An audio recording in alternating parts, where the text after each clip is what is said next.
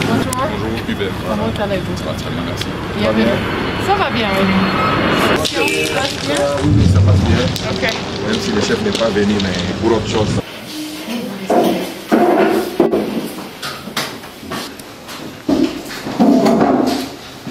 Alors, peut-être aussi les membres de notre équipe qui est malheureusement, notre directeur. C'était venir nous rendre compte du niveau d'exécution des travaux d'installation d'eau à Goma, l'adduction d'eau à Goma, la fourniture en eau potable à Goma, les activités de Merci Corps. Nous savons que la ville de Goma a un problème principal, c'est de l'eau et l'électricité, à part des infrastructures bien sûr, mais problème principal, pénurie d'eau et d'électricité. L'électricité est en train d'avancer, mais Merci Corps a un projet important d'installation des bornes de fontaines à travers la ville de Goma pour rapprocher les habitants des points de puisage d'eau. Alors nous sommes venus voir, nous rendre compte, parce que ça fait 7 ans quand même que je suis cette situation. Patrick m'a rappelé à partir de Kinshasa, il y a une année, il m'a dit, tu suivais cette histoire et tu promettais de continuer ça au niveau de l'Assemblée.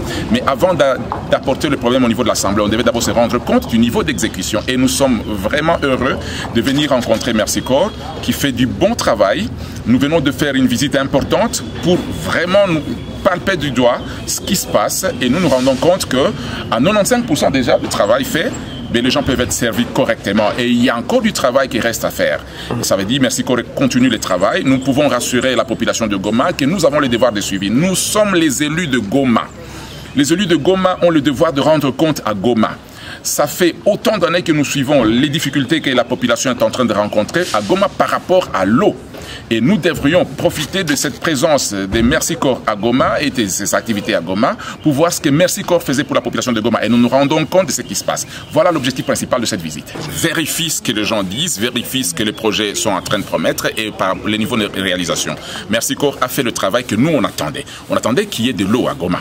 L'eau est en train d'être mise à Goma et le travail continue à être fait. Moi, je crois que le niveau d'exécution est promettant.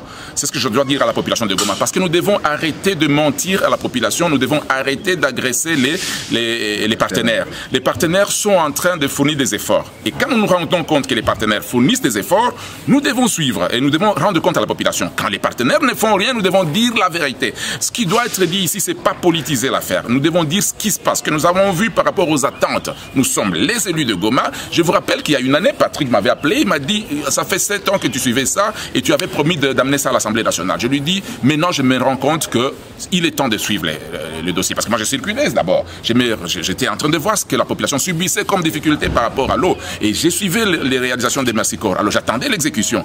Maintenant là, nous sommes venus nous rendre compte à la source. Ça ne sert à rien qu'un élu écoute de l'extérieur.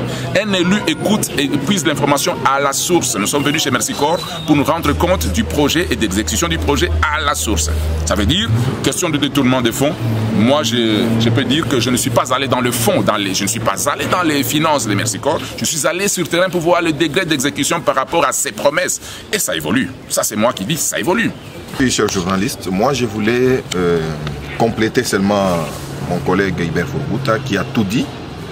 Vous devez savoir que les députés les mieux placés pour parler du projet de Merci Corps, ce sont les députés élus de la ville de Goma. Parce que c'est leur base qui en bénéficie. Aujourd'hui, nous venons d'effectuer une descente sur terrain et je vous rassure que nous sommes très satisfaits. Nous n'allons pas nous limiter par là.